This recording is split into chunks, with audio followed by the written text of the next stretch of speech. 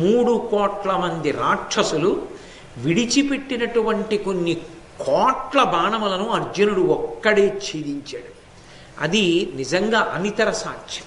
అసలు మహాభారతం చదువుతుంటే ఒళ్ళు గగురు పొడుస్తుంది. 3,00,00,000 మంది రాక్షసులు ఒక్కొక్కడు ఒకే సమయంలో అనేకమైనటువంటి ఆయుధములను ప్రయోగించగలరు. మహాభారతంలో నన్నయ్య గారు ఏమన్నారంటే, భూమి ఆకాశములు నిండిపోయాయి వాళ్ళు వేసిన బాణముల చేత అన్నారు. అన్ని బాణములు నిండిపోతే అర్జునుడు ఒక్కడే కవ్వడి 2 చేతులతో బాణాలు వేస్తాడు.